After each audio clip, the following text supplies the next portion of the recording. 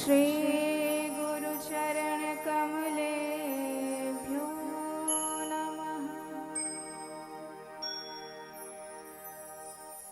नमः परमहंसास्वादित चरण कमले चिन्मकरन्दाय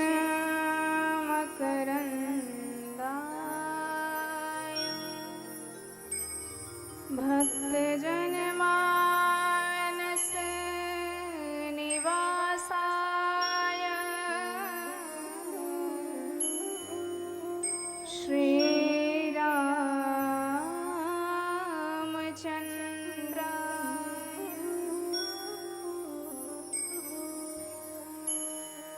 ध्येयं सदा परिभवा नमभीष्टदोहम्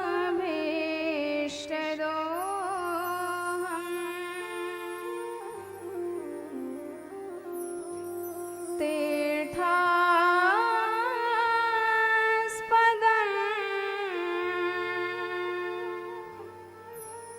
शिवविरिञ्चिनुतम शरण्यम्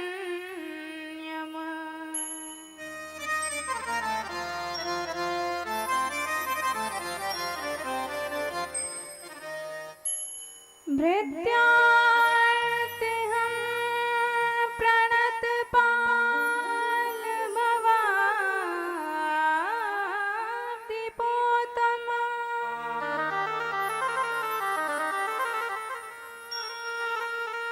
वन्दे महापुरुष ते चरणारविन्दम्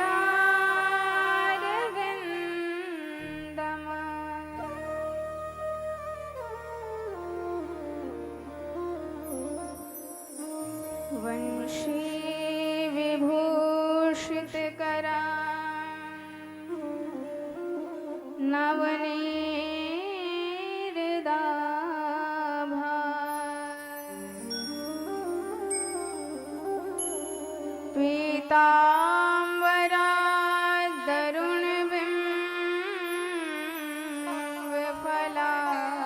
पीताम्बरादरुणबिम्बफलाधरोष्ठा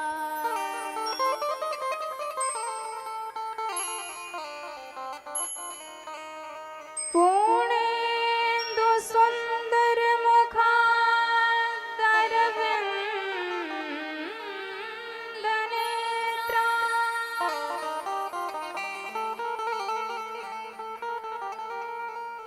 कृष्णात् परं किमपि तत्त्वमहं न जाने।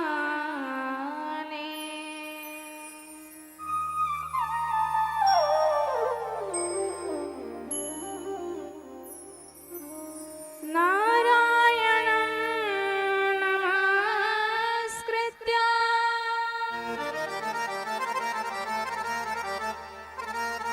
नरं चैव नरोत्तमं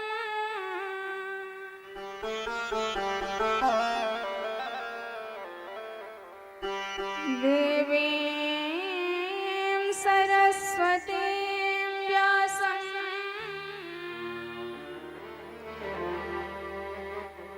ततो जयमुदीरये।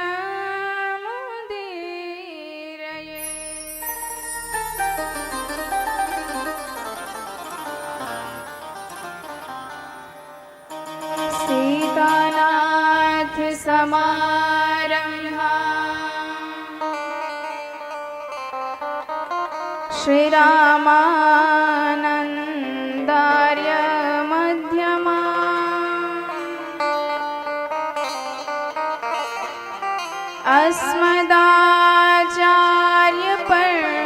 अस्मदाचार्यपर्यन्ता वन्दे श्री गुरुपरम्परा।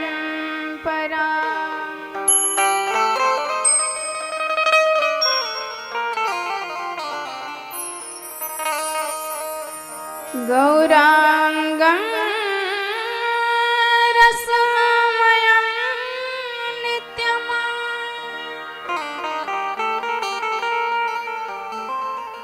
रसाचार्यं रसोत्सुकम्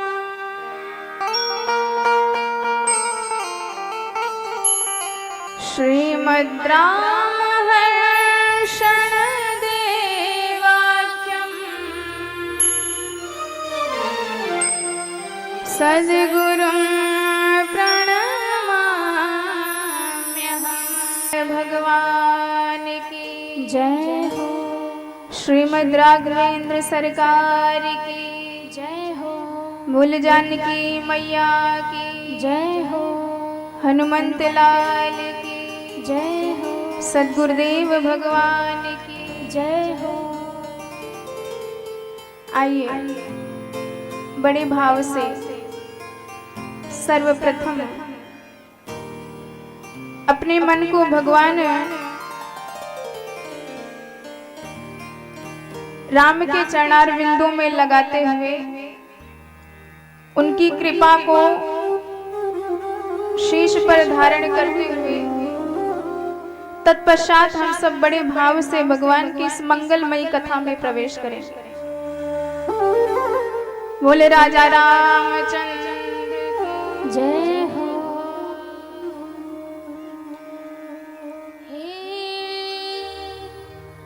अवध कुमार हरे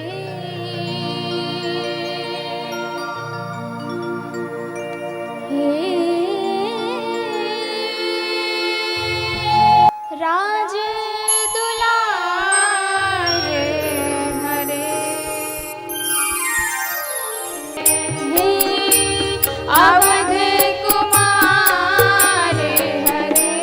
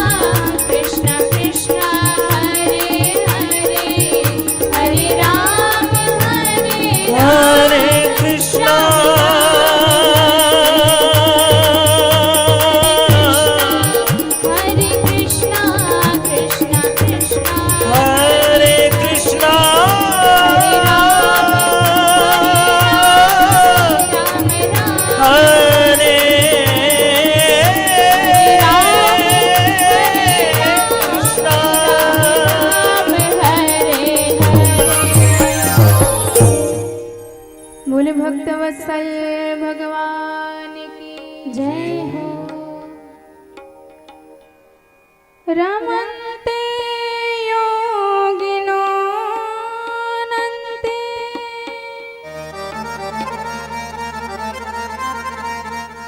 सत्यानन्दे चिदात्मने इति राम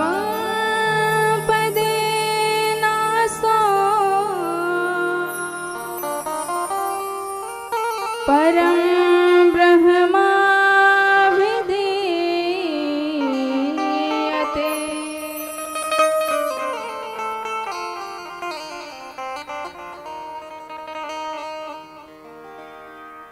परम मंगलमय भगवत विग्रह स्वरूप इस दिव्य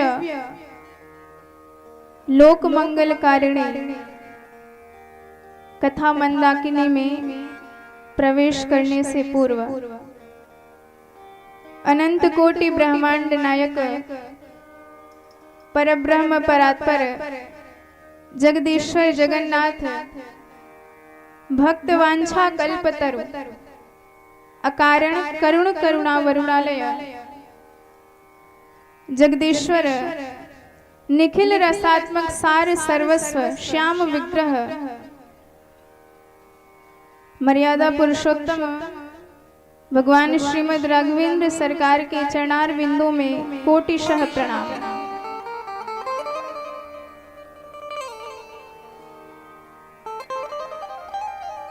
भगवत कृपा से आयोजित इस कथा में आज हम सब एकत्रित हुए हैं परमानंद प्राप्ति के लिए।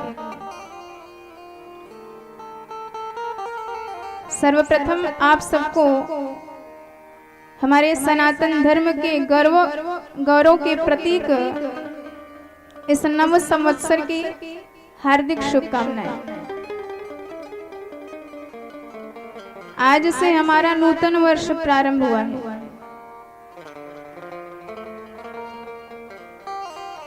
और शायद ही किसी को पता हो, क्योंकि हम इतने ज्यादा मॉडर्न हो गए हैं, ये अपनी परंपरा को, अपने सनातन धर्म को भूलते ही जा रहे हैं। पर आप सबको पता होना चाहिए कि आज से हमारा नव संवत्सर प्रारंभ हो रहा है और भगवती भद्रकाली की अद्भुत कृपा है हम पर कि श्री गणेश ही भगवान की मंगलमयी कथा से हो रहा है। बोले भद्रकाली मैया की जय हो। विगत इस बार तीसरा वर्ष है। लगातार 3 वर्षों से हम सब भद्रकाली की कृपा छत्र में भगवान की मंगलमयी कथा का रसास्वादन कर रहे हैं। तो आज भी वह सुअवसर हमें प्राप्त हुआ है, हमारे पुण्योदय हुए हैं, तब जाके भगवान की ऐसी मंगलमयी कथा में हम सब एकत्रित होकर कथा श्रवण कर अपने जीवन को परम धन्य व कृतार्थ बना रहे हैं। तो देखिए, ये भगवान की ही कृपा होती है। अगर हम ये सोचें कि हम समय निकालेंगे और जाके धर्म कर्म करेंगे, तो भैया आप इतना समझ लो, धर्म करने के लिए धन की आवश्यकता नहीं है, मन की आवश्यकता है। आपका मन है तो आप चाहे जितना गरीब रहोगे धर्म अवश्य करोगे, पर मन ही नहीं है, भले ही करोड़पति हो जाओ, धर्म कभी नहीं कर पाओगे। तो जिन जिन का मन स्वच्छ है, निर्मल है, भगवत भक्ति से ओतप्रोत है, आज वह इस सुअवसर का, इस सौभाग्य का लाभ उठा रहे हैं।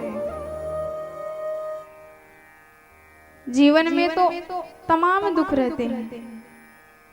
इस जगत में ऐसा कोई व्यक्ति नहीं है जिसे कुछ ना कुछ दुख ना हो, सबको दुख है। पर गलती कहाँ है? हम उस दुख को सम्यक तरीके से पहचान नहीं पाते हैं और उल्टा सीधा इलाज करते हैं। कि ये मिल जाए सुखी हो जाऊंगा, वो मिल जाए सुखी हो जाऊंगा, पर मिल तो जा रहा है, जरा बताओ सुखी हुए कहीं? हर व्यक्ति रोगी है। कौन सा रोग है? भव का रोग। हर व्यक्ति भव सागर में डूब रहा है, पर उसको इतना ज्ञान नहीं है भव सागर से निकलना है तो एकमात्र भगवत कथा की नौका आपका उद्धार कर सकती है। इसलिए भव सागर जहाँ पार जो पावा, भव सागर जहाँ पार जो पावा, भव सागर जो पार जो पावा, राम कथा कहने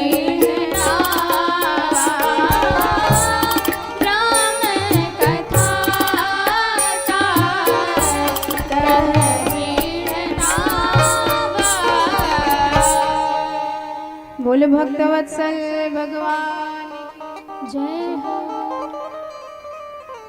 तो देखिए भव सागर और ये संसार एक जैसे हैं। जरा विचार करिए सागर की क्या महत्व है और इस संसार का क्या है।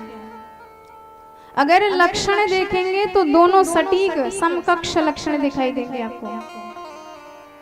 जैसे सागर अथाह, कोई उसका पार नहीं पा सकता, अंत नहीं है, तो ठीक इसी प्रकार यह संसार भी अथाह है। एक बार जो इस भवाटवे में फंस गया तो जन्म जन्मांतर बीत जाते हैं निकलने में। और सागर में लहरें हमेशा उठती रहती हैं।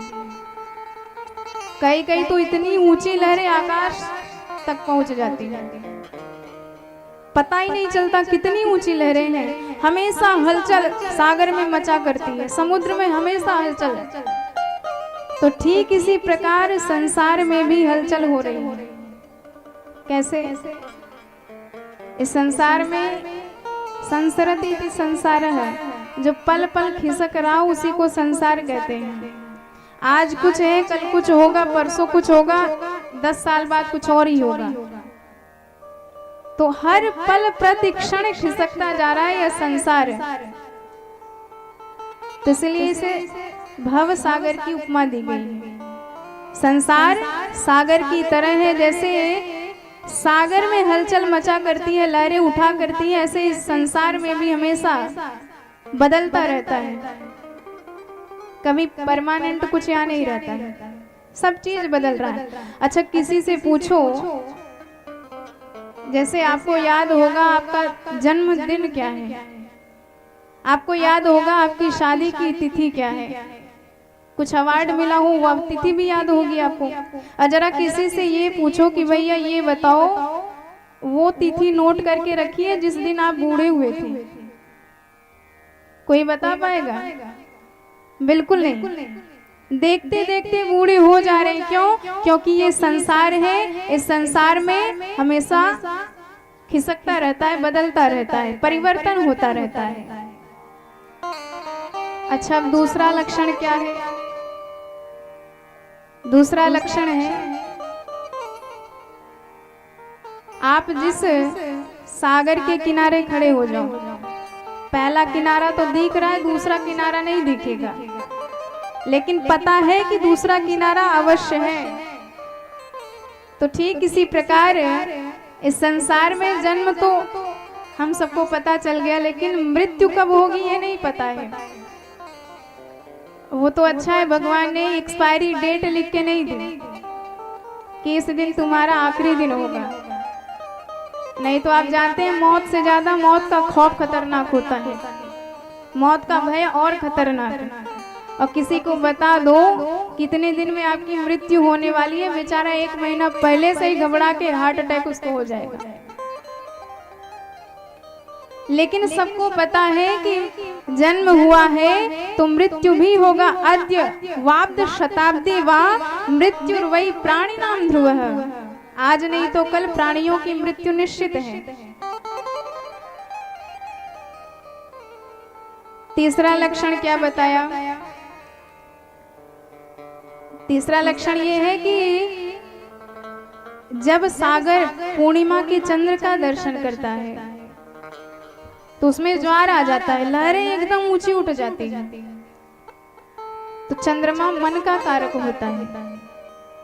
ऐसे ही जैसे पूर्ण चंद्र को देखते ही सागर की लहरें उठ जाती हैं, हलचल मच जाती है सागर में, ऐसे ही मन भी हमारा कारण है इस संसार में सुख दुख का। जितनी भी हलचल मच रही है हमारे हृदय में, दुख की, सुख की, हानि की, लाभ की, सब ये मन ही है। तो इस प्रकार लक्षण बताया, संसार को सागर के जैसा बताया, और उस सागर से पार जाना है आपको तो एकमात्र सहारा है हमारे प्यारे प्रभु की कथा। और जब तक कथा नहीं सुनोगे व्यथा नहीं मिटने वाली। जीव की होती है व्यथा और भगवान की होती है कथा। और जहाँ जीव ने मन से, हृदय से, भक्ति से, भाव से भगवान की कथा सुनी तो जन्म जन्मांतर के व्यथा अपने आप मिट जाते हैं। बोले भक्त वत्सल भगवान की। अच्छा, अब हर व्यक्तियों को दुख है, रोग है, और वो रोग क्या है और कैसे दूर होगा? भव भेषज रघुनाथ जस सुनहि जे नर अरु नारी, तिनकर सकल मनोरथ सिद्ध करहि त्रिशिरारी। तो भव भेषज रघुनाथ जैसे, भव का रोग लगा हुआ है हर व्यक्ति को। दवाइयां 3 प्रकार की होती हैं, आयुर्वेदिक, एलोपैथिक, होम्योपैथिक। आयुर्वेदिक है तो बहुत बढ़िया दवा, लेकिन जैसे ही आप उसका सेवन करेंगे स्वाद कड़वा हो जाएगा। और दूसरी एलोपैथिक, इसका कोई भरोसा नहीं कब कौन सी नई बीमारी पैदा कर दे। और तीसरी होम्योपैथिक, 2-2 गोली आप 2-2 घंटे में चूसते जाओ, बीमारी जड़ से मिटती जाएगी। ऐसे ज्ञान मार्ग है आयुर्वेदिक दवा। ज्ञान मार्ग में अभिमान का खतरा रहता है, अभिमान हो जाता है। और एलोपैथिक है योग मार्ग। बहुत ज्यादा योगी बनोगे, थोड़ी सी गड़बड़ हुई, थोड़ा सा दिमाग आपका हटा, तुरंत योग मार्ग की उच्च चोटी से गिर जाओगे, नीचे धूल छाक जाओगे। इसमें भी खतरा। लेकिन भगवान की मंगलमयी मधुर कथा है, भवरोग की मीठी दवा होम्योपैथिक। मन लगे या ना लगे सुनते जाओ, उद्धार होता चला जाएगा। अब रेलगाड़ी में आप बैठे हो, आपका मन भले ही ना लगे, पर बैठे हो तो रेलगाड़ी आपको आपके गंतव्य स्थान तक पहुंचाएगी। तो ठीक इसी प्रकार आप बस भगवान की कथा में बैठ कर गए हो, अब भगवान की गारंटी आपको उद्धार करके छोड़ेंगे। बोल भक्त वत्सल भगवान की जय हो। तो इस प्रकार भगवान की कथा से बढ़कर उद्धार का कोई उपाय नहीं है। और संतों ने तो ऐसी मंगलमयी कथा प्रस्तुत कर दी है। सौभाग्य है हमारा कि हम भारतवासी हैं, और भारत में भी अवधवासी हैं। सरकार की ऐसी मंगलमयी कथा मिले और फिर भी हम सुनकर अपना उद्धार ना कर पाए तो यह हमारा दुर्भाग्य होगा। भाग्योदयन बहुजन्म समर्जितेन, एक नहीं जन्म जन्मांतर के पुण्य फलीभूत होते हैं, तब जाके गृह कार्य से मुक्त हो करके हम ऐसी मंगलमयी कथा का श्रवण कर पाते। तो आइए ऐसी ही मंगलमयी कथा में हम सब प्रवेश करते हैं। संत प्रवर श्रीमद् गोस्वामी जी महाराज के द्वारा रचित श्री रामचरितमानस का आधार लेते हुए। रामचरितमानस प्रसाद त्रिपुरारी को, जिनकी कृपा से भई सुमति निहाल है।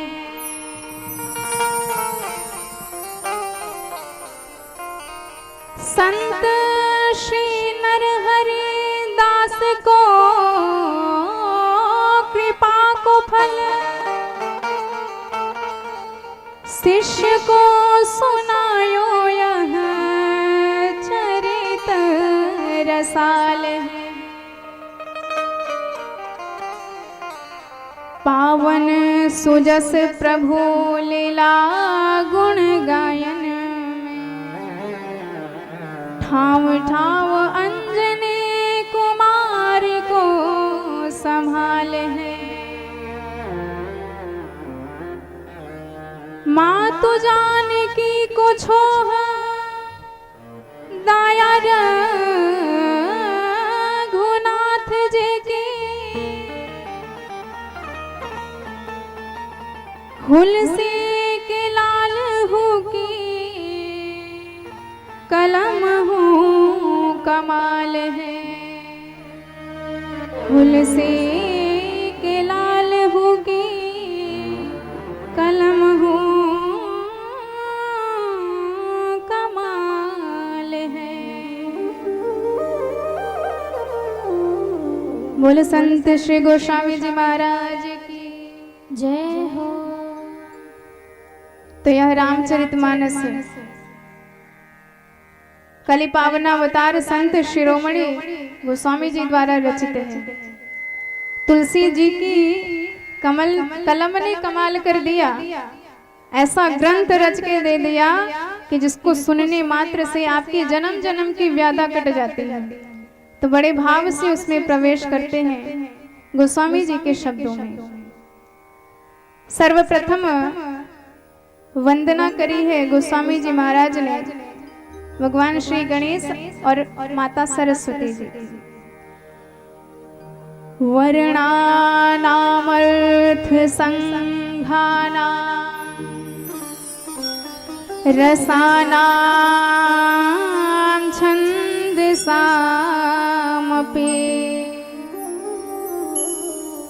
मंगलानां च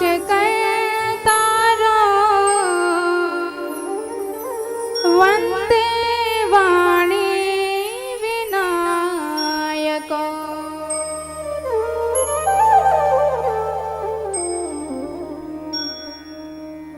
अनुष्टुप छंद का यह श्लोक, जिसमें प्रारंभ ही गोस्वामी जी करते हैं वकार शब्द से। और वकार शब्द ब्रह्म का द्योतक होता है, ब्रह्म का बीज होता है। और एक बार नहीं 4 बार वह शब्द का प्रयोग किया है श्री गणेश में। वर्णानामर्थ संघाना वंदे वाणी विनायको। इसका मतलब बताना चाहते हैं गोस्वामी जी कि इस ग्रंथ में हमने वकार शब्द का प्रयोग करके यह बता दिया है कि आप जब तक यह कथा सुनेंगे आपको ब्रह्म का ही ज्ञान प्राप्त होगा। उसका अस्तित्व क्या है, उसमें विश्वास कैसे किया जाए, भगवान में हमारी आस्था कैसे जमे, हमारा उद्धार कैसे हो, यह सब बात आप इसमें श्रवण करेंगे। तो भाई हमने तो सुना है सबसे पहले गणेश जी की पूजा होती है, प्रथम पूज्य श्री गणेश जी महाराज हैं। पर यहाँ तो वंदे वाणी, वाणी का पहले, विनायक जी का बाद में। गोस्वामी जी भी किसी से कम नहीं है। जब किसी ने पूछा तो सीधे कह दिया, जरा ये बताओ गणेश जी पहले पूजे जाएंगे, ये हमको ज्ञान किसने दिया? सरस्वती मैया ने ज्ञान दिया।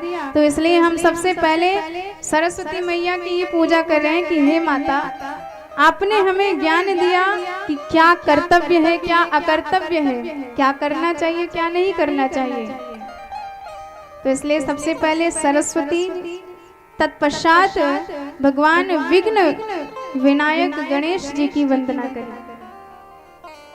उसके बाद भगवान सद्गुरु स्वरूप श्री शिव जी का ध्यान करते हैं गोस्वामी जी।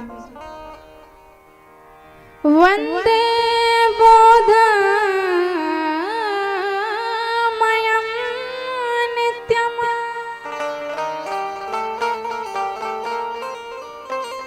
गुरुं शंकर रूपिणं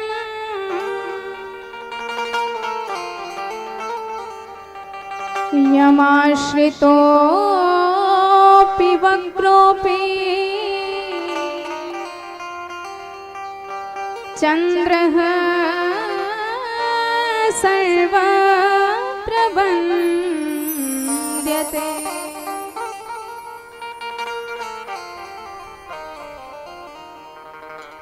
तो तुम त्रिभुवन गुरु वेद बखाना, गुरुओं के भी गुरु, अखंड ब्रह्मांड के गुरु महादेव भोलेनाथ का ध्यान करते हैं। वंदे बोधमयम नित्यम गुरुम शंकर रूपिणम।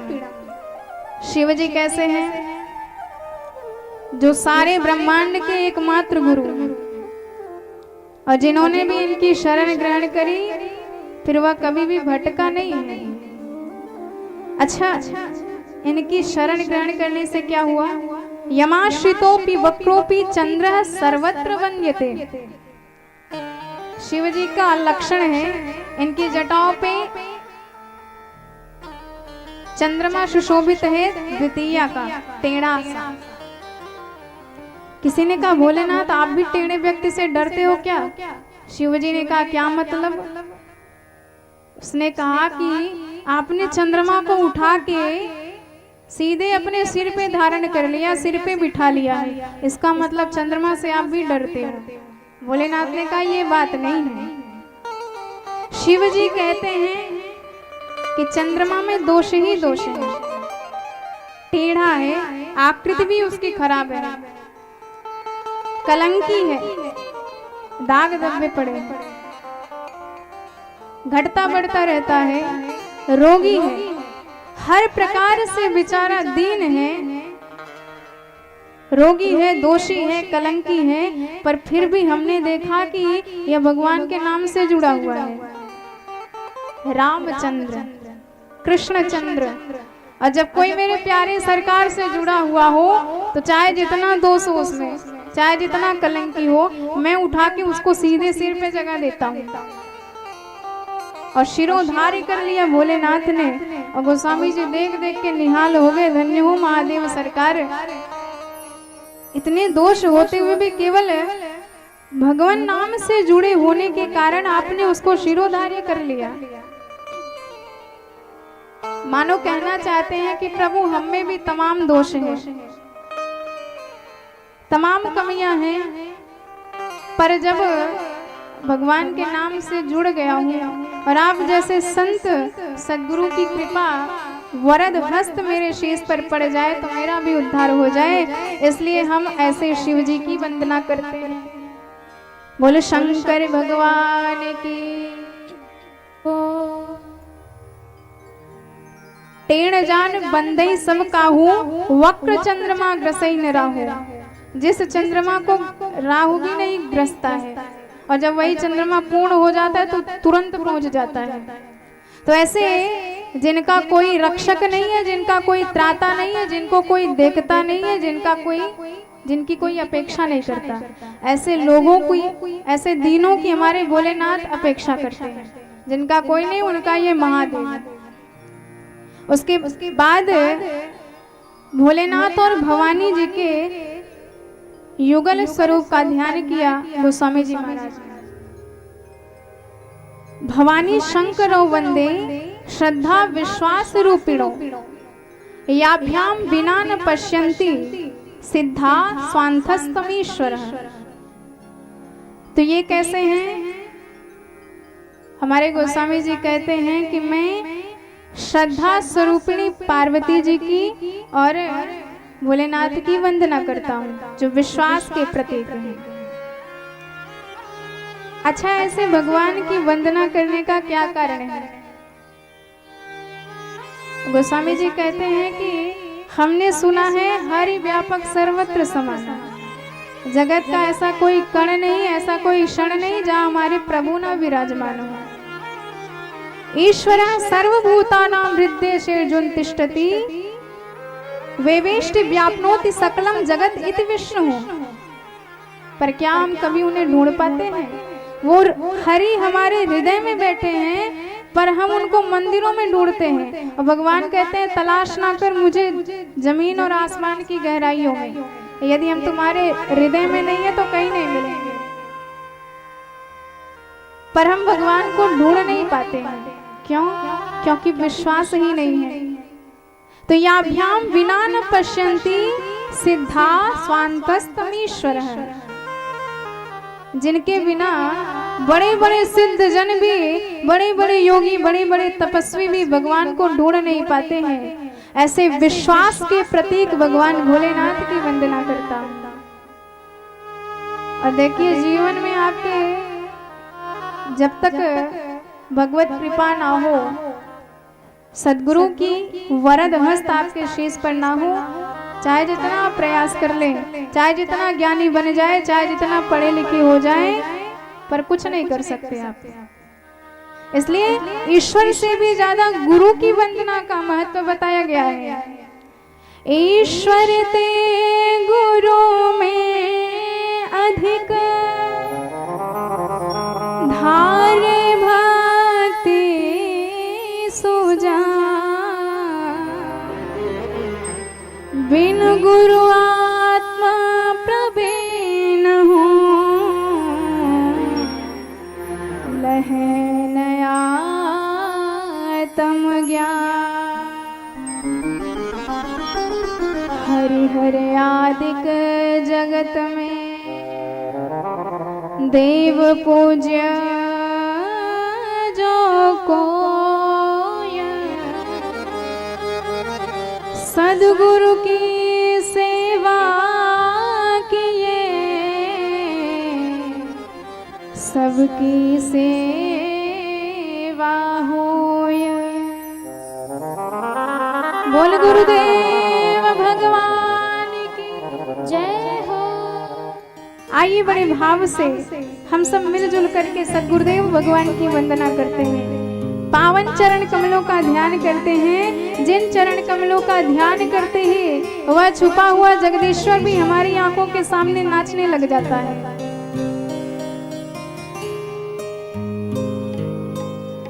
सदानंद चिन्मय स्वरूप है, महिमा पाए, कर ले गुरु पद ध्यान मनुआ, हो जा भव से पार।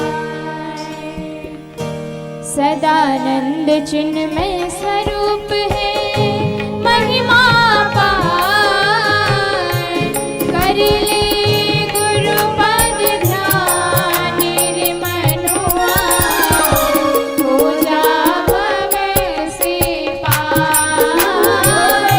कर ले गुरु पद ध्यान मनुआ, हो जा भव से पार। सदानंद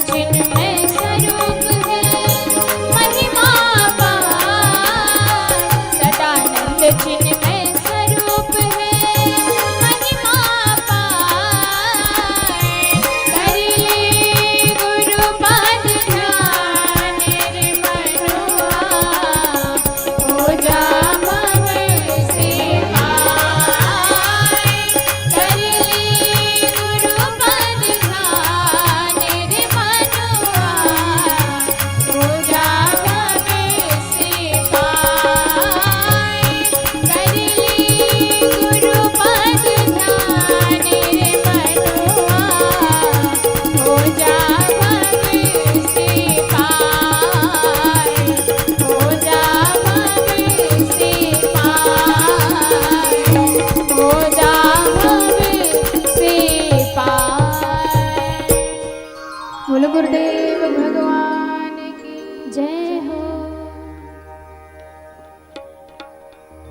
बंदो गुरुपद कंज कृपा सिंधु नर रूप हरे महामोह तम पुंज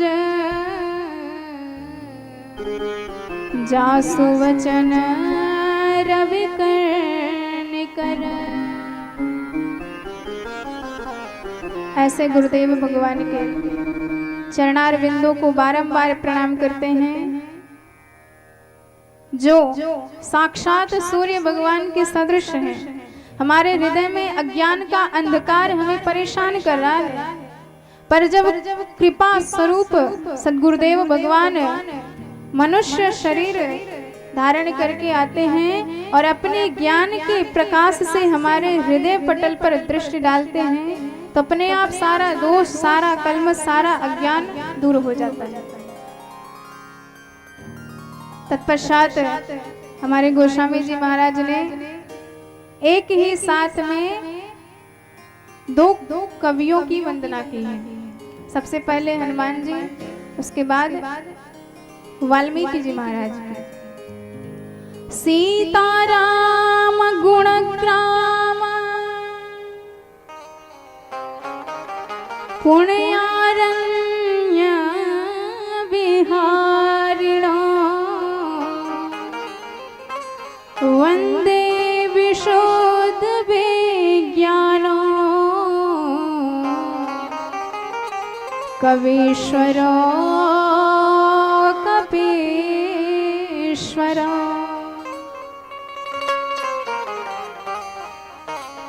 तो जरा उपमा देखिए, सीताराम गुणग्राम पुण्यारण्य विहारिणो। तुलसीदास जी कहते हैं कि भगवान सीताराम जी के गुण एक विशाल भयंकर वन की तरह है, अरण्य की तरह है। और उस जंगल में दो पक्षी कौन से हैं? सबसे पहले हमारे वाल्मीकि, इनको कोयल कहा है, और दूसरे हमारे हनुमंत लाल जी, इनको तोता कहा है। कूजंतम राम रामेति मधुरम मधुराक्षरम। तो हमारे वाल्मीकि जी जो राम राम पुकारते रहते हैं, मधुर मधुर अक्षर मधुराधिपते रखिलम मधुरम, ऐसे वाल्मीकि जी कोयल के समान हैं। आरूह्य कविता शाखा वंदे वाल्मीकि कोकिलम। और दूसरे हमारे हनुमंत लाल जी, जब गोस्वामी जी स्वयं स्मरण करते हैं, हमारे गोस्वामी जी के मन में बहुत चाह थी कि हमारे सरकार हमें दर्शन दे। प्राणाधार प्रियतम के दर्शन कब प्राप्त हो, इतने दिन बीत गए। नित्य निरंतर सेवा तो खूब किया करते हैं, चंदन की सेवा करते हैं, और कई राजकुमार उनसे चंदन लगवाने भी आते हैं। पर तुलसीदास जी बेचारे इतने मायूस हो गए, हताश हो गए, हनुमान जी को पकड़ लिया एक दिन।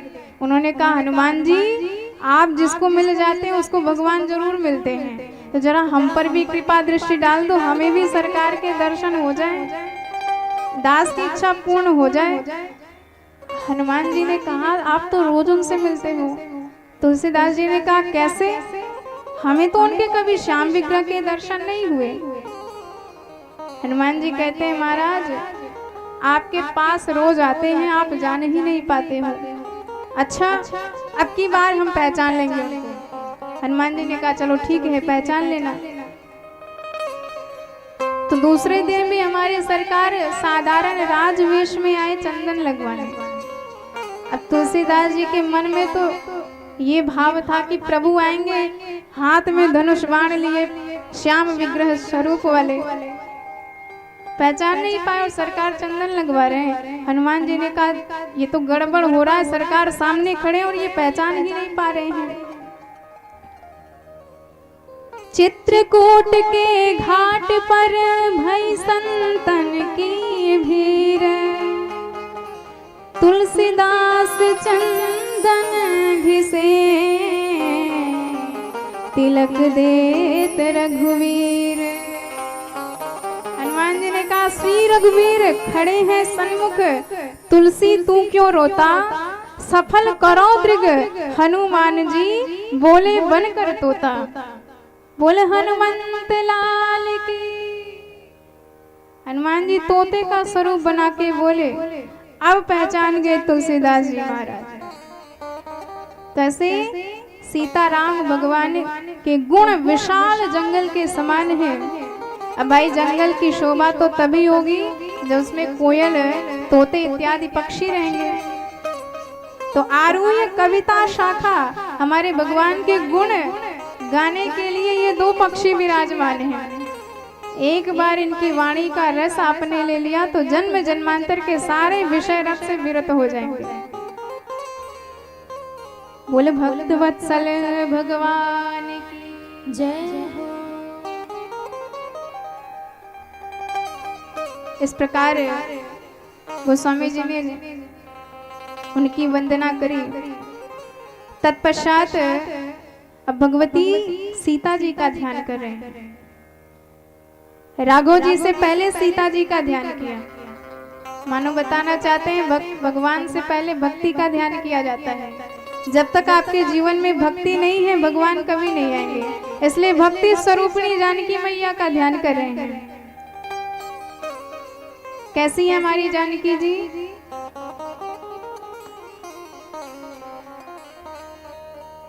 उद्भव स्थिति संहार कारिणी क्लेशहारिणी सर्वश्रेयस करीं सीता न तो हम राम वल्लभा।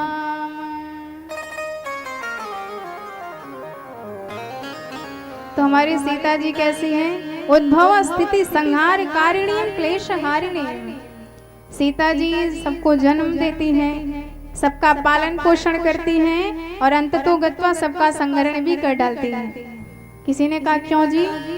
ये जन्म देने का काम तो ब्रह्मा जी का है, पालन पोषण करने का काम नारायण प्रभु का है, और रही बात संहार करने की तो ये तो हमारे भोले बाबा का काम है। तो आपने कैसे कह दिया कि सीता जी जन्म भी देती हैं, पालन भी करती हैं और अंततोगत्वा सबका संहार भी कर डालती हैं। बात ठीक है, काम तो ब्रह्मा जी को ही करना पड़ेगा, पर कमान किसके हाथ में रहती है? हमारी जानकी जी के हाथ में रहती है। ब्रह्मा जी को सृष्टि करना है, यह शक्ति हमारी जानकी मैया प्रदान करती हैं। विष्णु भगवान को पालन पोषण करना है, यह ज्ञान सीता जी प्रदान करती हैं। शिव जी को संहरण करता है, यह ज्ञान जानकी जी देती हैं, शक्ति जानकी जी प्रदान करती हैं। क्योंकि घर घर में बिजली होता है पर हर घर बिजली घर नहीं होता है। पावर तो सबके घर में आ रहा है पर पावर हाउस एक है। तो हर प्रकार की शक्ति सबको प्राप्त हो रही है, पर उस शक्ति को बांटने वाली, शक्ति को देने वाली हमारी किशोरी जी हैं, जानकी मैया है। तो ऐसी श्री सीता जी का ध्यान करते हैं गोस्वामी जी महाराज। तो इसी में जानकी मैया का 3 स्वरूप भी बताया गया है। देखिए स्त्री का 3 रूप होता है।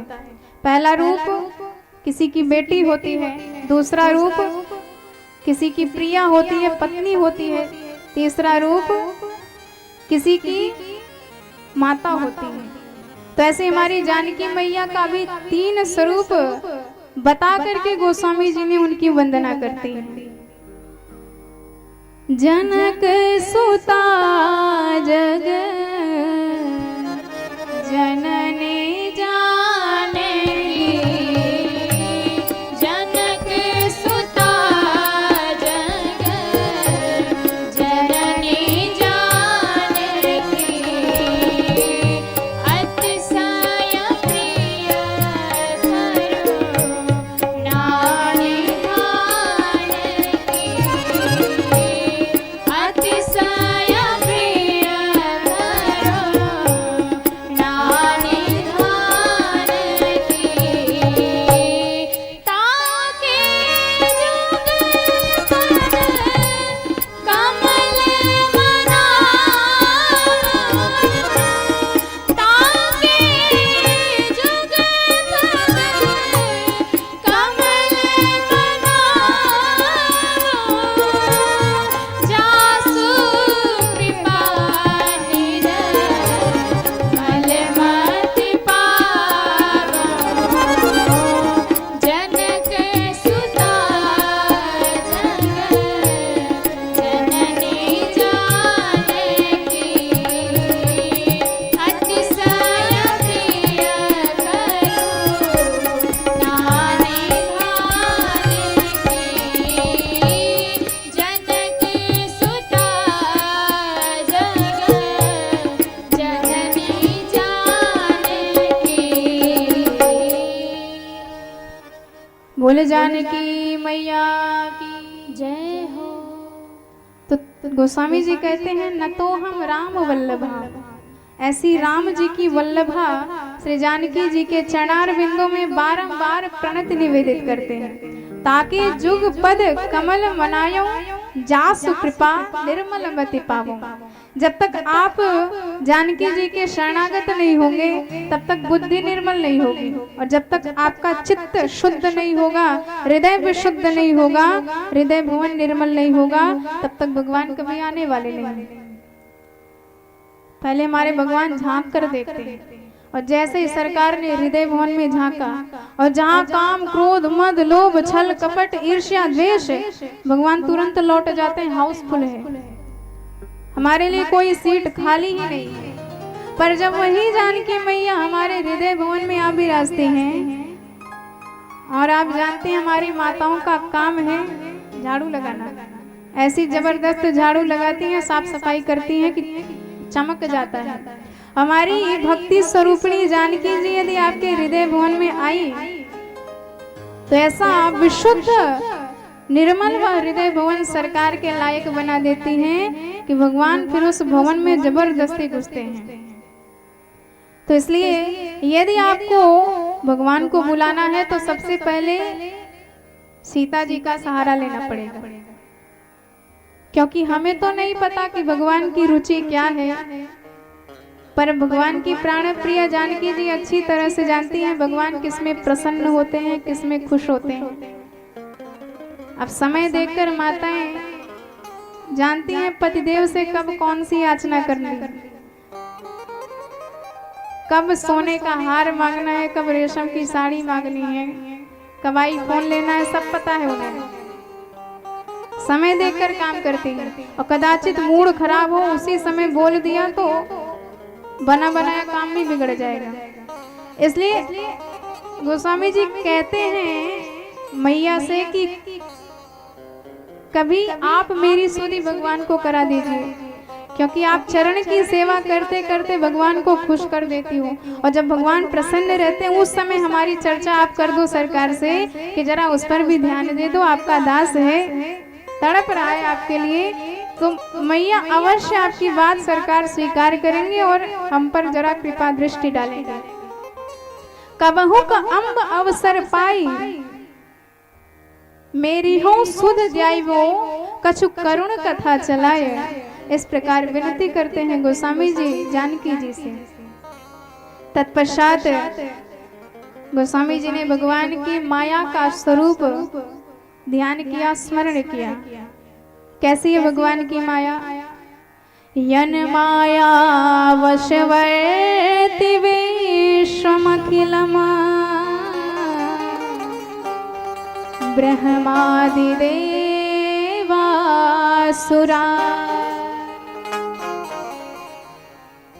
यत् सत्त्वाद् मृखैव भाति सकलम् रज्जो यथा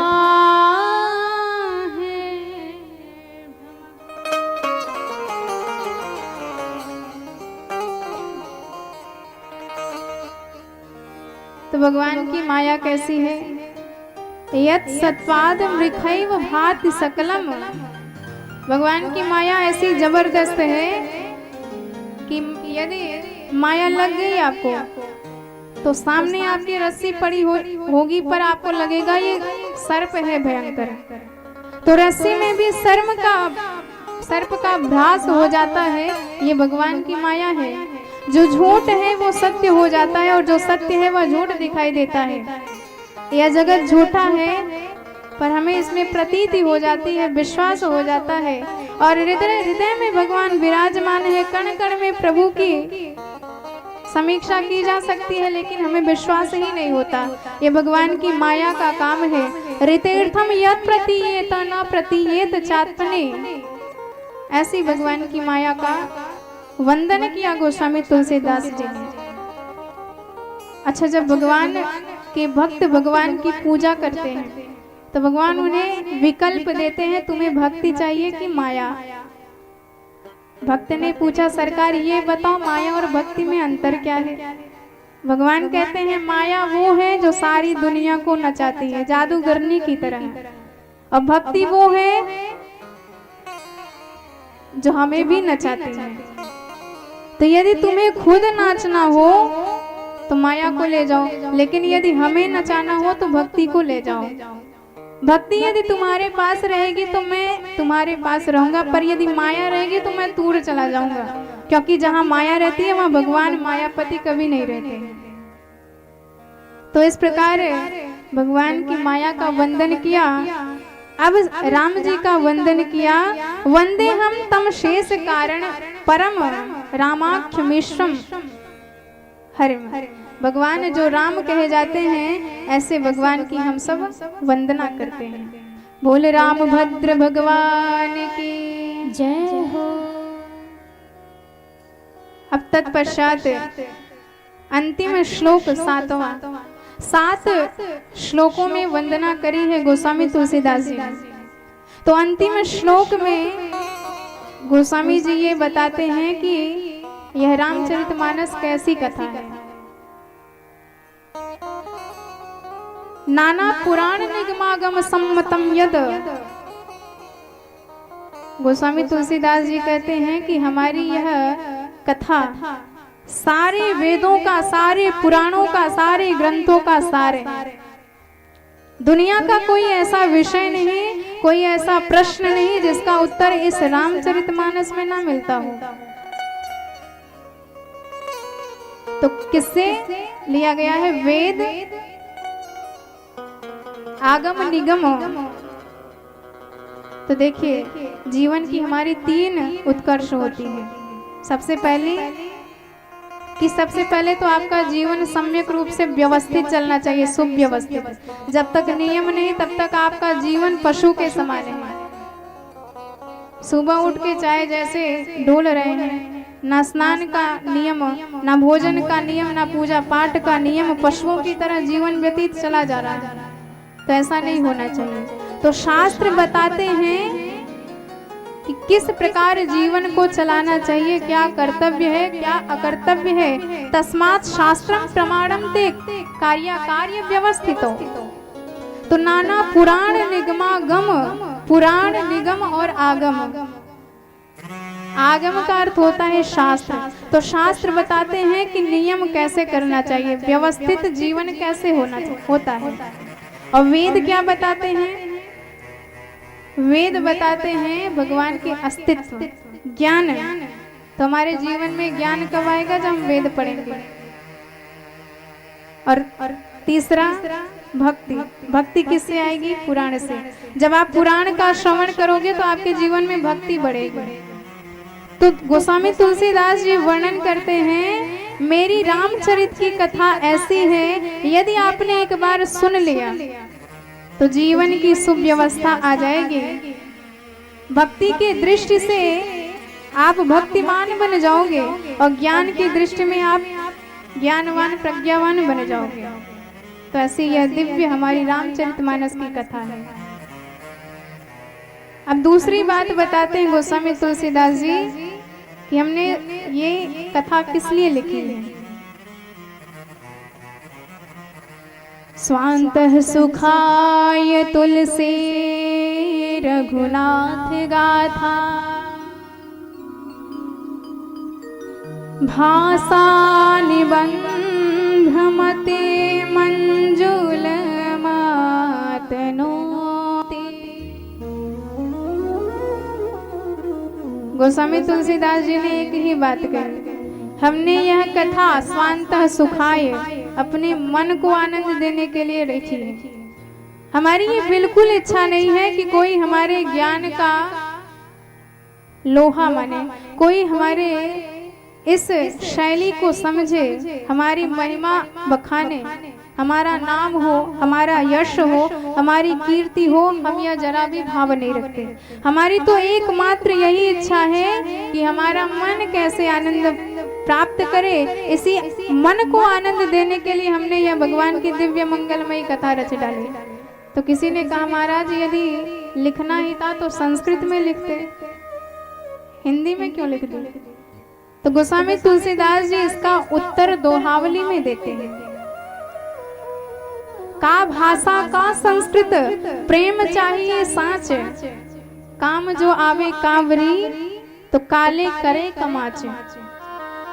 गोस्वामी तुलसीदास जी कहते हैं कि आपकी भाषा चाहे जितनी विशुद्ध हो, चाहे जितनी व्याकरण सम्मत हो, पर यदि प्रेम नहीं है, भाव नहीं है, तो आपकी वह भाषा भी बेकार है। अरे जब काले कंबल से ही काम चल जाता है तो बेशकीमती दुशाली की क्या आवश्यकता है।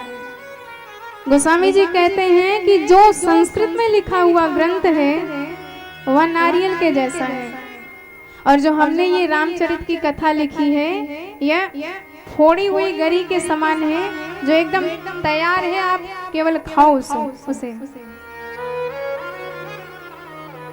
इसी प्रकार इतना सरल, इतने सहज भाव से गोस्वामी जी ने अपने भाव इस ग्रंथ में प्रकट कर दिए।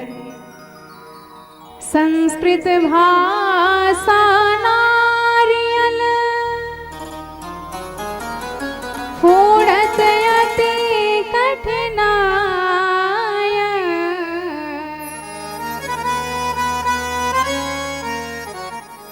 गरी फोर तुलसी धरे, जो चाहे सो खाए। इतना दिव्य आनंद गोस्वामी तुलसीदास जी ने प्रदान किया, एकदम तैयार रखा है। आपको केवल पढ़ना है, समझना है, अपना उद्धार करना है। और तब भी उद्धार ना कर पाओ तो ये आपका दुर्भाग्य है, फिर ब्रह्मा भी आ जाए आपका उद्धार नहीं कर सकते। तो देखिए, जैसे हर लकड़ी में अग्नि समाई हुई होती है, पर लग रही आपको भूख लग रही है तो केवल उस लकड़ी को आप हाथ में पकड़ लोगे तो काम नहीं बनेगा। अरे भाई, उस लकड़ी से अग्नि प्रकट होगी तब जाके हमारी सर्दी मिटेगी, वह अग्नि जलेगी तब जाके भोजन बनेगा, तब जाके हमारी भूख मिटेगी। तो इसी प्रकार हृदय में तो भगवान है, पर उन भगवान को प्रकट कौन करे? तो ये काम किया हमारे संतों ने, और संतों ने तैयार करके रख दिया आपके सामने, पर फिर भी आप उसका लाभ ना उठाओ, अपना उद्धार ना कर पाओ, तो ये आपका दुर्भाग्य है। इसलिए संत साक्षात प्रयागराज के सदृश होते हैं, जो परम उद्धार कर डालते हैं। मुद मंगलमय संत समाजो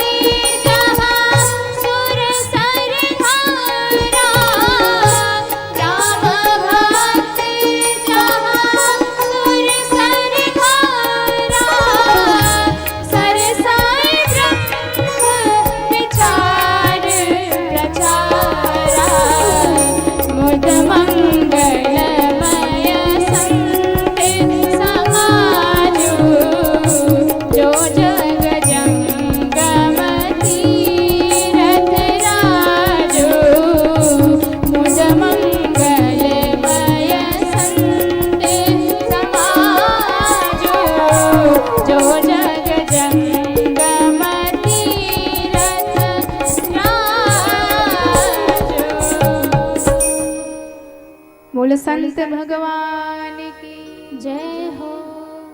तो ऐसे संतों ने अपनी कृपा करके ऐसे दिव्य ग्रंथों की रचना कर डाली।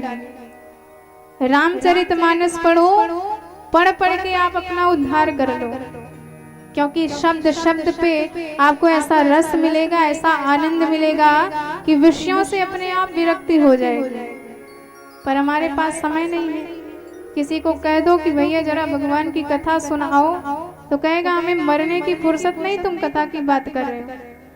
तो ऐसे जीवों की विडंबना होती है, क्योंकि मनुष्य जन्म मिला है और फिर भी आप अपना उद्धार नहीं कर पाए तो 84 लाख योनियों में चक्कर लगाना ही पड़ेगा। जैसे कोई एडमिशन करवाता है, अब मेन एग्जाम में फेल हो जाए तो फिर से उसको नाम लिखा के फिर से 1 साल की पढ़ाई करनी पड़ेगी, फिर से परीक्षा देनी पड़ेगी। इसलिए यदि ये जन्म आपने गंवा दिया तो पुनः यह जन्म आपको कितने जन्म के बाद मिलेगा, कितने भाग्य के बाद मिलेगा, ये आप बता नहीं सकते हो। इसलिए यह सत्संग आपको प्राप्त हुआ है तो उसका आप सदा लाभ उठाएं और अपना कल्याण करें, क्योंकि ये जो संत होते हैं ये हमारा जीवन सुधार देते हैं। जैसे एक व्यक्ति जो संतों की खूब सेवा करता था, बेचारा गरीब था, लेकिन फिर भी येन केन प्रकारेण धन अर्जन करके संतों की सेवा करता। अब एक महात्मा इसके घर पे आए और जब ऐसी भक्ति देखी, ऐसा दिव्य भाव देखा तो इतने प्रसन्न, उन्होंने सोचा कि इसका हम कल्याण कर दें। तो एक पारस मणि उनके पास थी, वही प्रदान कर दिया कि इससे तू अपना काम बना और 5 साल के बाद हम इसे लेके जाएंगे। अब महात्मा तो चले गए। अब बेचारा समझ ही नहीं पाया कि ये पत्थर क्या चीज है।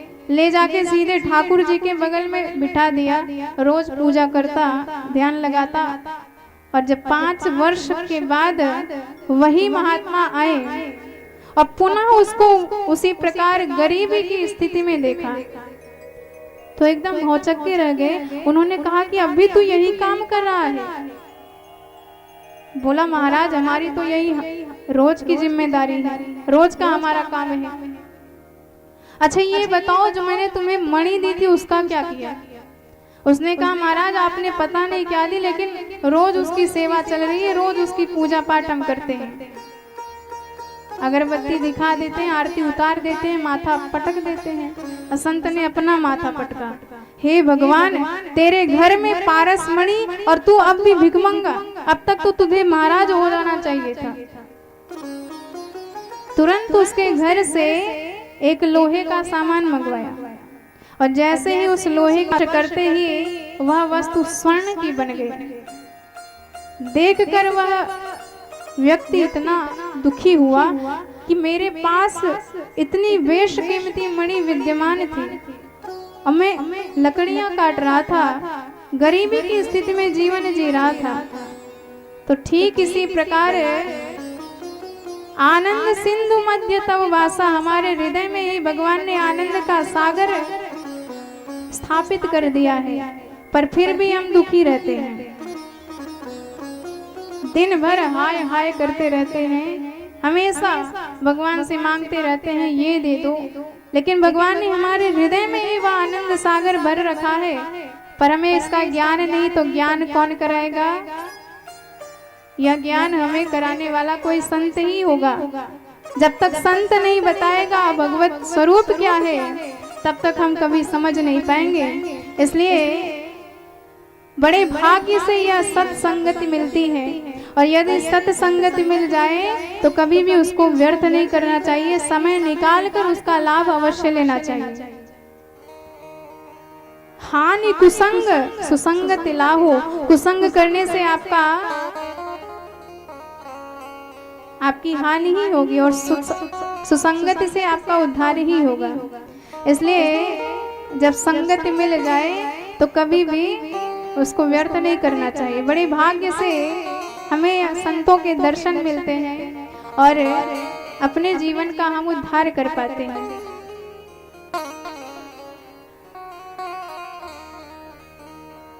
ताइए बड़े भाव से हम सब एक बार संत भगवान के चरणार बिंदु में प्रणाम करते हैं। तत्पश्चात आगे की कथा में प्रवेश करेंगे। बोले संत भगवान जय हो। संतन के संग लागी रे, तेरे अच्छे बनेगी,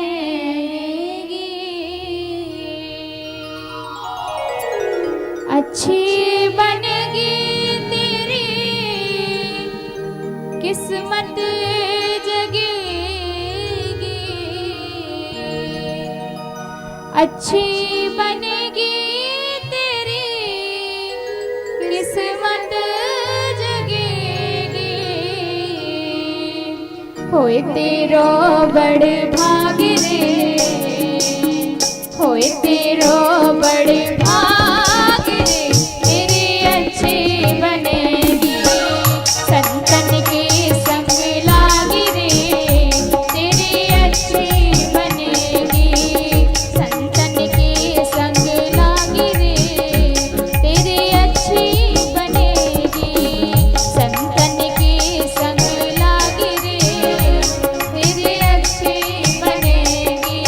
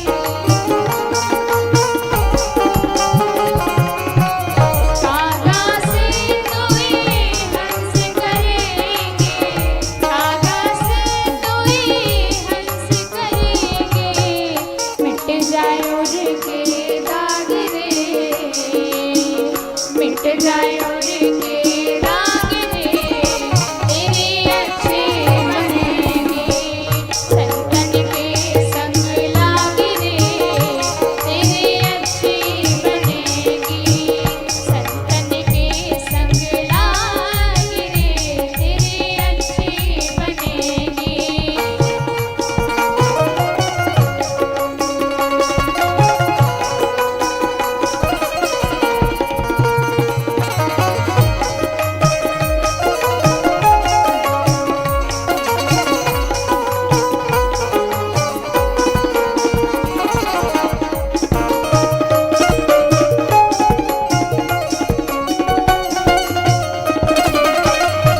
बोले भक्त वत्सल भगवान की जय हो।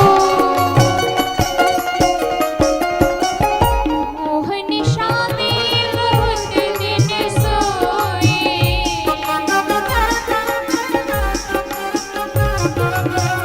मोहन शामी बहुत दिन सोए बहुत दिन सोए जाग सके तो अब जाग रे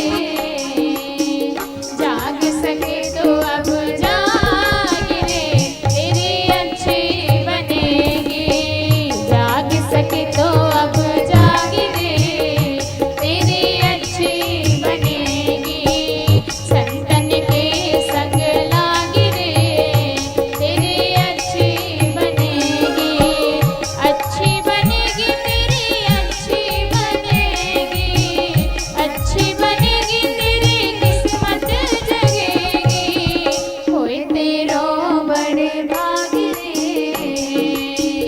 होए तेरो बड़े भाग रे तेरी अच्छी बनेगी संतन के संग लागी रे तेरी अच्छी बनेगी संतन के संग लागी रे तेरी अच्छी बनेगी संतन के संग लागी रे तेरी अच्छी बनेगी तेरी अच्छी बनेगी तेरी अच्छी बनेगी। बोले भक्त वत्सल भगवान की जय हो। तो इसलिए गोस्वामी जी कहना चाहते हैं कि सत्संग हमें बड़े भाग्य से मिलता है और मिल जाए तो फिर उसका लाभ उठाना चाहिए, क्योंकि जैसी संगत होगी वैसा ही रंग आप पे चढ़ेगा। यदि आप किसी भी व्यसन के व्यक्ति की संगति करना प्रारंभ कर दो तो जैसा संगत होगा वैसा रंग आप पे उतर ही जाएगा, आप चाहे जितना बचने का प्रयास करो। काजल की कोठरी में कितनों ही सयान हो जाए, एक लीक काजल की लागी है पे लागी है। आप चाहे जितना बच के काजल की कोठरी में जाओ, पर चाहे जितना बचोगे एक ना एक दाग तो काजल का लग ही जाएगा। तो इसी प्रकार यह संसार भी कहीं दोष है तो कहीं गुण है, सबका भंडार है। तो आपको भगवान ने बुद्धि दी है, विवेक दिया है, आप उस बुद्धि और विवेक का उपयोग करें और संतों की संगति करें, दुसंगत से बचने का प्रयास करें। क्योंकि जब तक संगति अच्छी नहीं होगी तब तक भगवान आपको मिल ही नहीं सकते। प्रभु कहते हैं कि मैं तुमको भले ही मिल जाऊं पर वह आनंद नहीं मिलेगा। आनंद तो तभी मिलेगा जब आप मेरे किसी भक्त की संगति करोगे। तो भगवान की संगति से भी ज्यादा भगवान के भक्त की संगति विशेष मानी गई है, उसका ज्यादा महत्व होता है। आप किसी बीड़ी पीने वाली की संगति करना प्रारंभ कर दो तो अपने आप आपको वह गुण आ जाएगा, और किसी पहलवान की संगत में बैठना प्रारंभ कर दो तो दांव पेच चलाने अपने आप आ जाएंगे। और इसी प्रकार किसी मस्त भजनानंदी संत की संगति करना प्रारंभ कर दो तो माला कैसे घुमाया जाता है आपको पता चल ही जाएगा। अपने आप वह रंग, वह असर, वह रस आपके हृदय में, आपके जीवन में उतरता चला जाएगा। इसलिए बड़े भाग्य से यह सौभाग्य मिलता है। भाग्योदयेन बहुजन्म समर्जितेन सत्संगमं च लभते पुरुषो यदा वै अज्ञान हेतु कृत मोह मदान्धकारनाशं विधाय हे तदोदयते विवेकः। इसलिए जब हमारे जन्म जन्मांतर के भाग्य प्रकट होते हैं तब जाके सत्संग मिलता है। और एक बार सत्संग का सूर्य आपके जीवन में चमक गया, प्रकाशित हो गया, तो जन्म जन्मांतर के युग युगांतर के कल्प कल्पांतर के चाहे जितने आपके दोष हो, चाहे जितने आपके अज्ञान हो, चाहे जितने आपके कलमश हो, सबके सब धुल जाएंगे। तो संत तो वह कमाल कर देते हैं कि जीव जो भटक रहा था जन्म जन्मांतर से, वह भगवान की शरण में चला जाता है। भगवत तत्व क्या होती है वह भगवत तत्व जान जाता है। इसलिए बिना सत्संग के तो आपका उद्धार कभी होने वाला नहीं। बिनु सत्संग विवेक न होए, बिनु सत्संग विवेक न होई,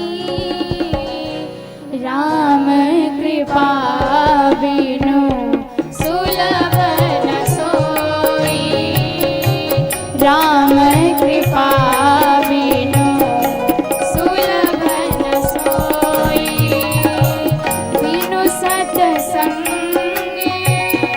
विवेक न होई, बिनु सत्संग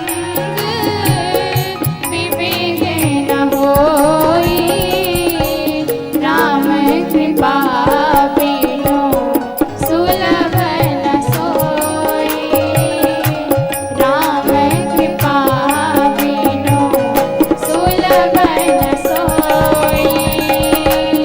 आवत ही सर अति कठिनाई, आवत ही सर अति कठिनाई, राम कृपा बिनु आई न जाई, बिनु सत्संग विवेक न होई, बिनु सत्संग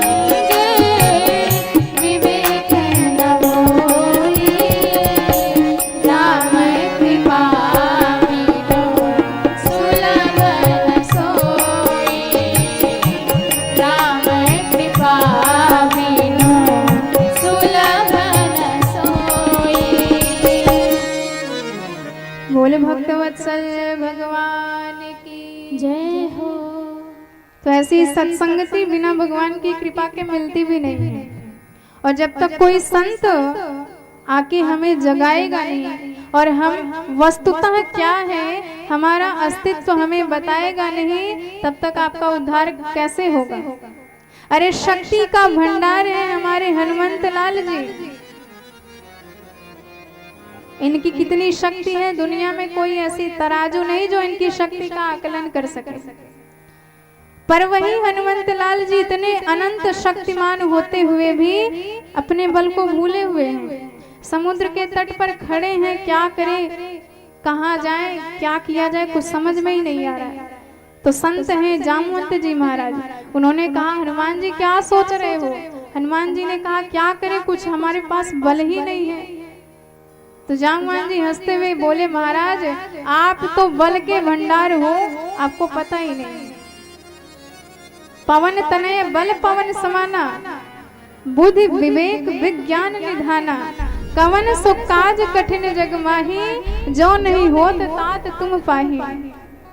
तब हमारे हनुमंत लाल जी को अपनी शक्ति याद आई कि हम कितने बलवान हैं। तो ऐसे हम भी हैं परमहंस, भगवान ईश्वर के अंश ही हैं, अविनाशी भगवान के अंश हैं, भगवान के पुत्र हैं हम। अमृतस्य पुत्राः वयम्, श्रुति भगवती कहती है।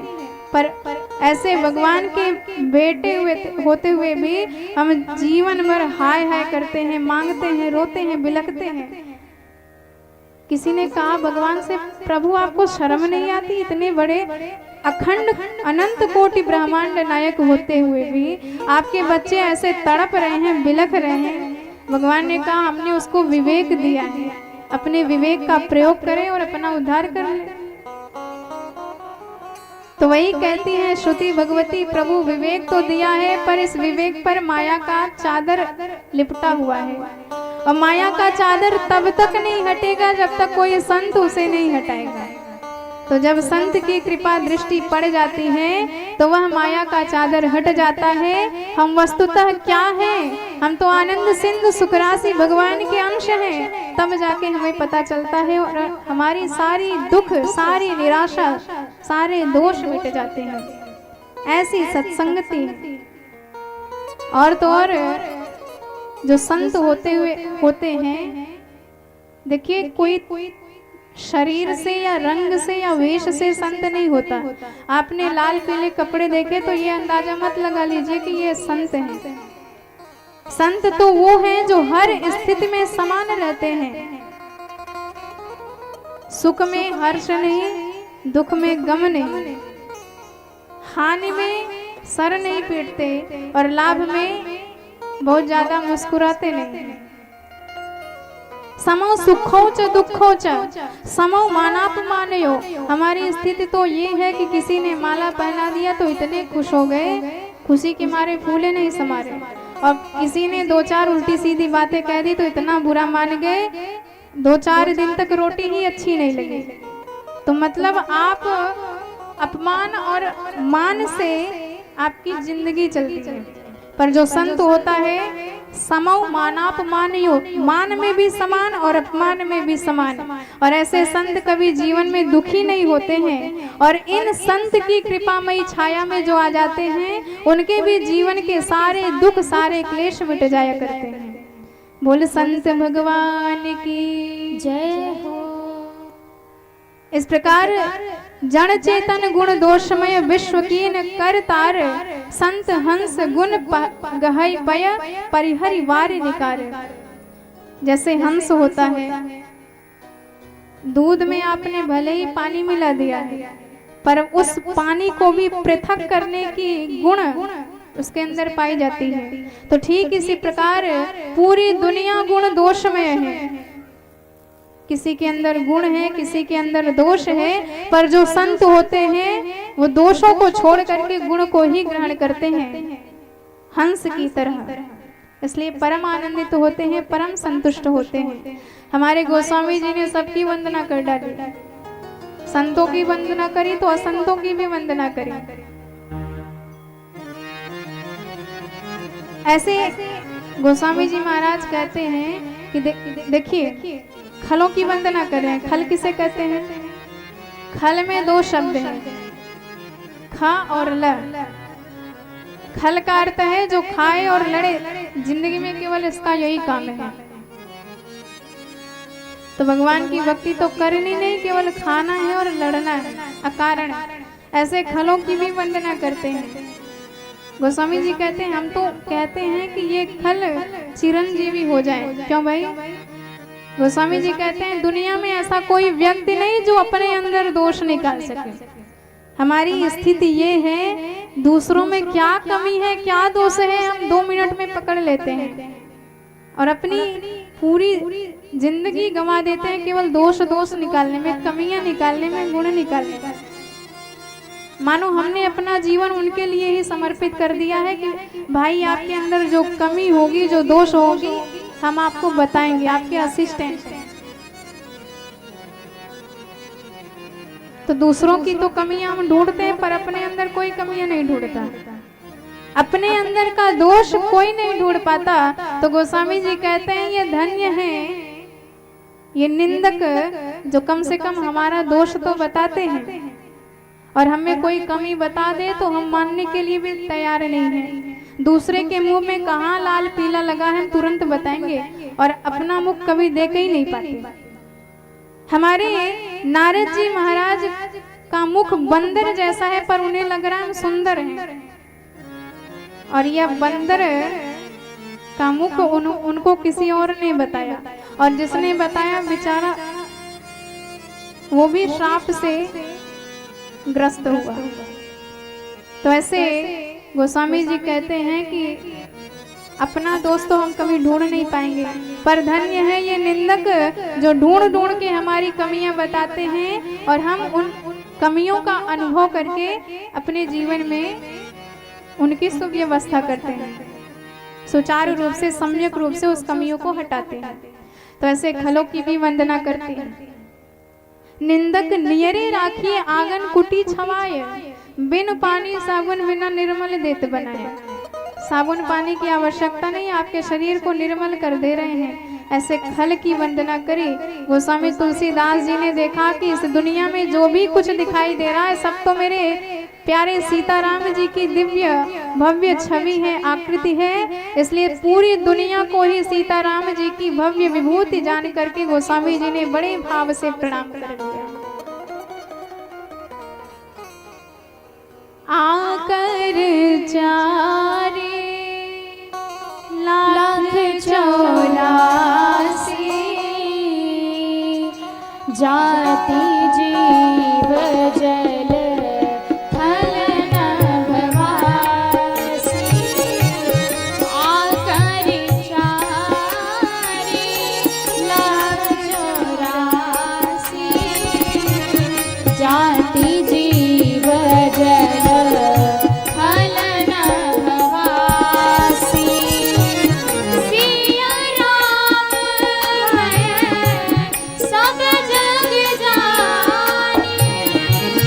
सिया राम है सब जग जानी। करो प्रणाम जोरि जुग पानी। आकर चारी लाख 84 आकर चारी 84 जाति जीव जल थल नभवासी। सिया राम है सब जग जानी। सिया राम सब जग जानी। करऊं प्रणाम जोरि जुग पानी। करऊं प्रणाम जोरि जुग पानी।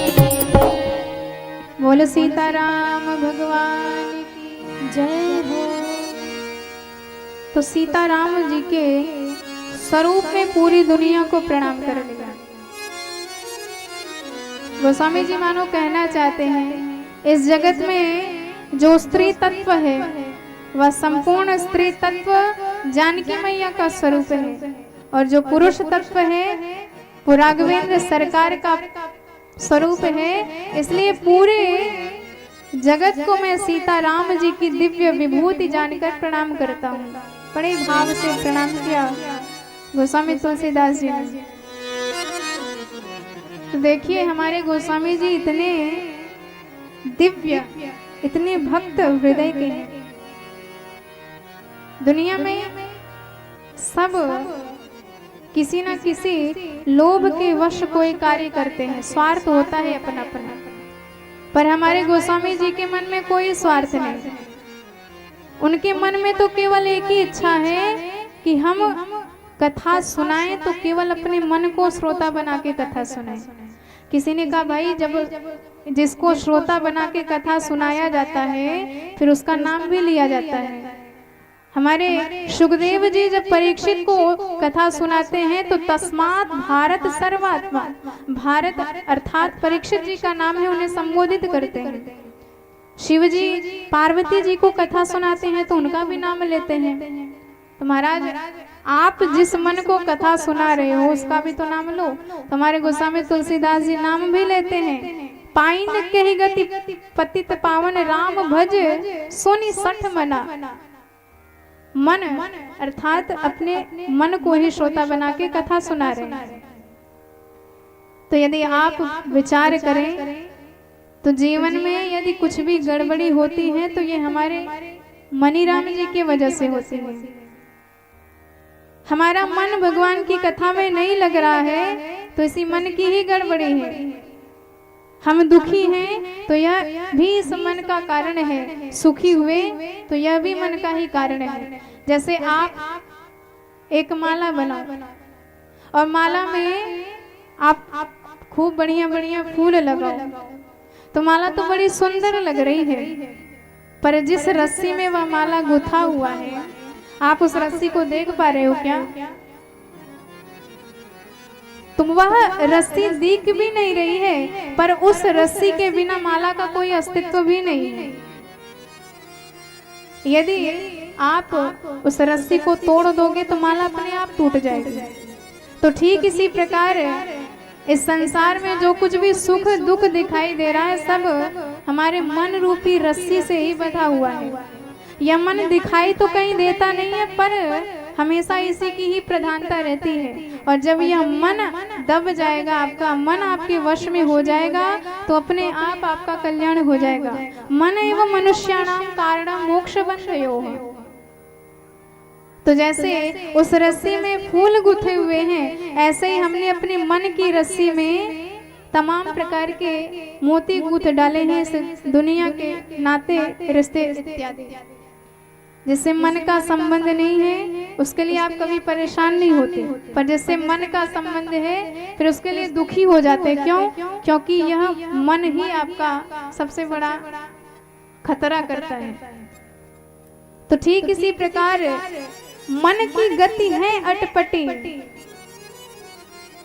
आपके मन की गति बड़ी अटपटी है और यह मन जब तक वश में नहीं होगा तब तक आप कभी भी आनंद नहीं प्राप्त कर सकते, कभी भी भगवत प्राप्ति नहीं कर सकते। जैसे ताले की एक ही चाबी होती है, अंतर सिर्फ मोड़ने का है। आप इधर मोड़ दोगे तो वही ताला खुल जाएगा और उधर मोड़ दिया तो वही ताला बंद हो जाएगा। ठीक इसी प्रकार यदि आपने मन जगत से जोड़ दिया तो वही मन आपको बांधने वाला हो जाएगा, और वही मन यदि आपने जगत से हटा के भगवान की तरफ मोड़ दिया तो वही मन आपका उद्धार करने वाला हो जाएगा। तो यही बात हमारे गोस्वामी तुलसीदास जी कहते हैं। मन को कथा सुना रहे हैं। हमारी स्थिति ये है कि हम अपने मन से सबको कथा सुना डालते हैं। गोस्वामी तुलसीदास जी कहते हैं कि मन आपका भगवान की तरफ मुड़ेगा कब? तभी मुड़ेगा जब आप बारंबार भगवान की कथा सुनते रहेंगे। जैसे लोहे से कोई औजार बनाना है आपको तो इतना कठोर होता है कि आप उससे नहीं बना सकते। तो क्या काम करेंगे? आप उस लोहे को अग्नि में गर्म करें और इतना गर्म करें कि वह रक्त तप्त हो जाए, और जब उसमें लालिमा आ जाए, द्रवता आ जाए तो मौका बढ़िया है, लोहा गर्म है, हथौड़ा चलाइए और जिस आकृति में आप मोड़ना चाहेंगे उसी आकृति में तुरंत तत्क्षण मुड़ जाएगा। तो ठीक इसी प्रकार हमारा मन इतना कठोर है कि शीघ्रता से तो भगवान की तरफ मुड़ने वाला नहीं है। और जब तक इसे विश्वास नहीं होगा, जब तक इसे रस नहीं मिलेगा तब तक तो कभी मुड़ेगा भी नहीं। तो क्या काम करें? बारंबार भगवान की कथा सुनते जाएं, सुनते जाएं, सुनते जाएं। और दुनिया में कोई ऐसा दुष्ट हृदय नहीं है जो एक बार हमारे राघवेंद्र सरकार के रस का दीवाना न हो जाए। एक बार यदि भाव से रस राज रसिकेश्वर भगवान की कथा सुन ली तो अपने आप आपका मन द्रवीभूत हो जाएगा। मन में अपने आप वह भाव प्रकट हो जाएगा कि आखिर यह रस क्या है कि पूरी दुनिया इसकी दीवानी है। और जब भगवान की कथा सुन सुन के आपका मन आह्लादित होने लगे, चित्त हर्षित होने लगे, आनंदित होने लगे, नेत्रों से प्रेमाश्रु प्रवाहित होने लगे, तब आप समझ जाएं कि अब हमारा हृदय, अब हमारा मन द्रवीभूत हुआ है। और तब उस पर विवेक का हथौड़ा चलाइए, डांटिए उस मन को कि जिस भगवान की कथा सुन के तो इतना आनंद प्राप्त कर रहा है, जब उस भगवान की भजन करने की बारी आती है तो भाग क्यों जाता है। तो हमारे गोस्वामी भी, तुलसीदास जी भी डांटते हैं मन को। अस प्रभु दीन बंधु हरि कारण रहित दयाल, तुलसीदास सठ ताहि बज छाड़ी कपट जंजाल। अपने मन को दुष्ट करके डांटते हैं गोस्वामी तुलसीदास जी। तो ठीक इसी प्रकार से यह मन आपका वश में हो जाएगा तो अपने आप आपका उद्धार हो जाएगा।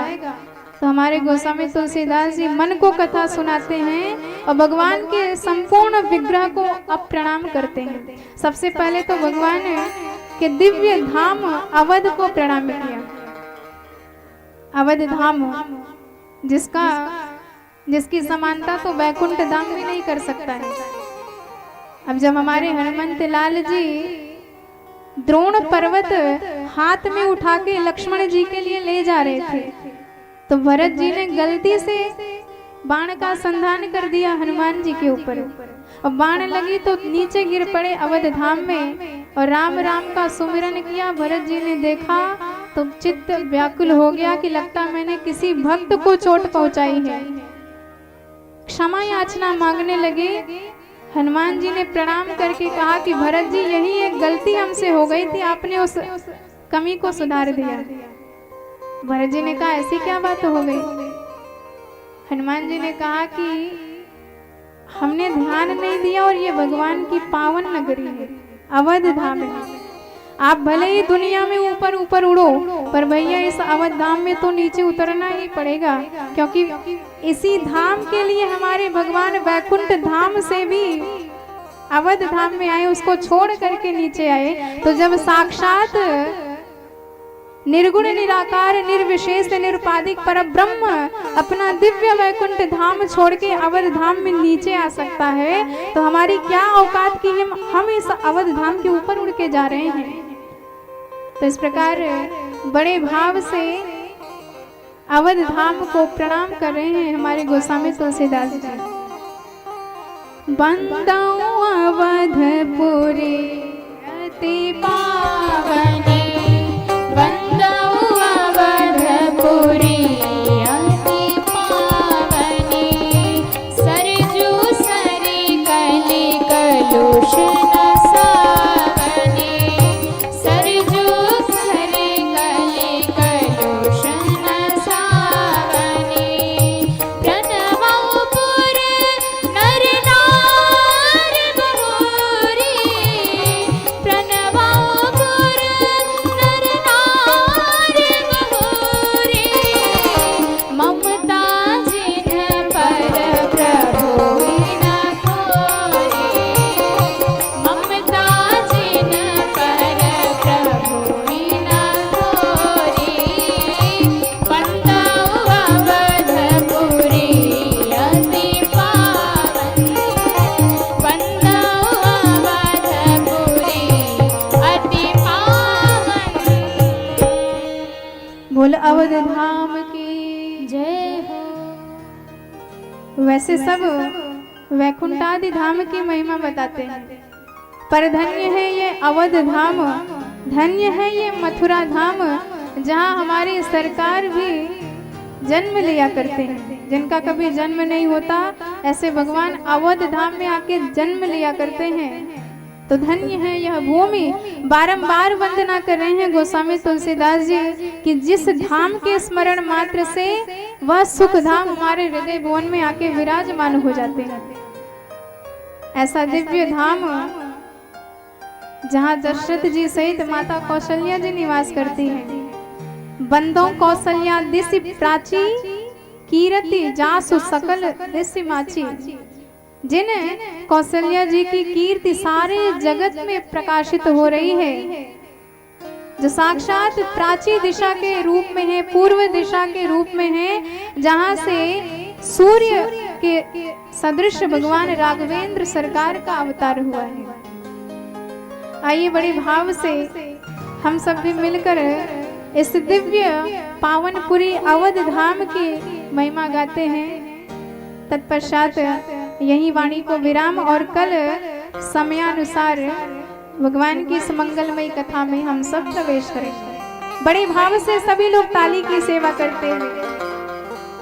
सीताराम जी की प्यारी राजधानी लागे, राजधानी लागे, मोहे मीठो मीठो सरजू जी को पानी लागे। सीताराम जी की प्यारी राजधानी लागे, राजधानी लागे, मोहे मीठो मीठो सरजू जी को पानी लागे। सीताराम जी की प्यारी राजधानी लागे, राजधानी लागे, मोहे मीठो मीठो सरजू जी को पानी लागे, मोहे मीठो मीठो सरजू जी को पानी लागे। सीताराम जी की प्यारी।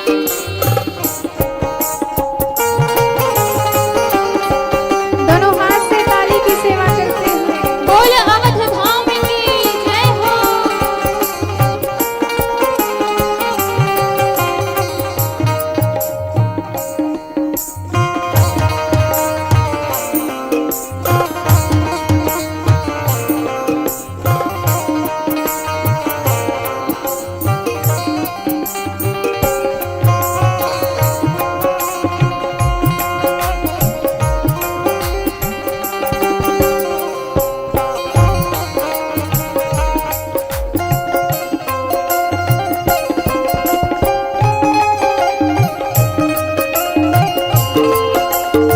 बोल अवध बिहारी सरकार की। जय हो। धन्य कौशल्या धन्य कैकेयी धन्य सुमित्रा मैया। धन्य कौशल्या धन्य कैकेयी धन्य सुमित्रा मैया। धन्य भूप दशरथ के आंगन खेले चारों भैया। धन्य भूप दशरथ जी के आंगन खेले चारों भैया। मीठी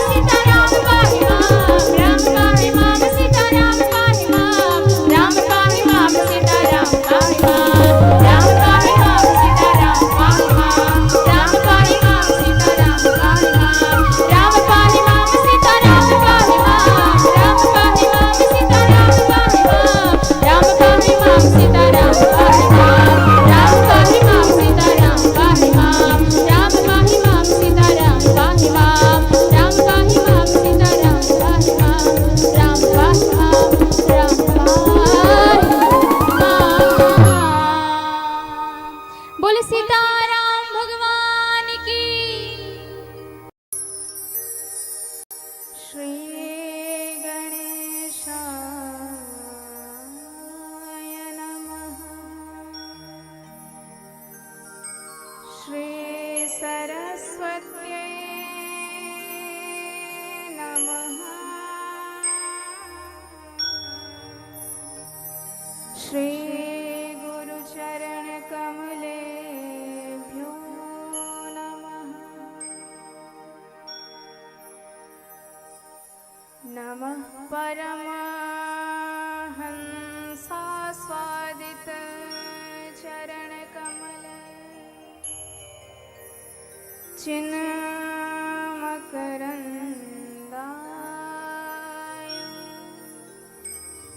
भक्तजनमानस निवासाय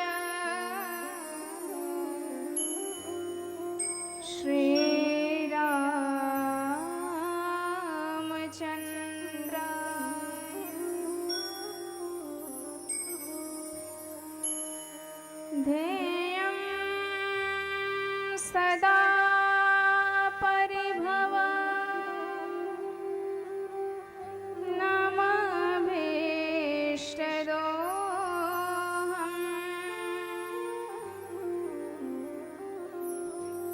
तीर्थास्पदं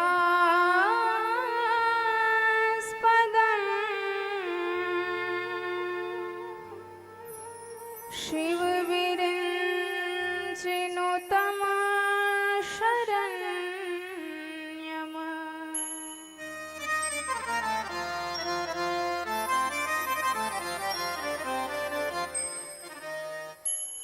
भृत्यार्तिहं प्रणतपाल भवाब्धिपोतम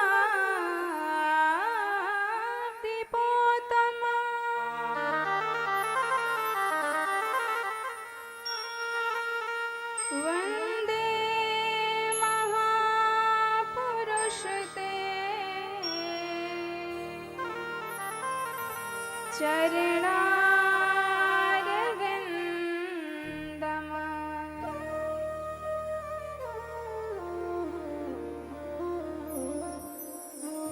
वंशी विभूषितकरा नवनीरदाभा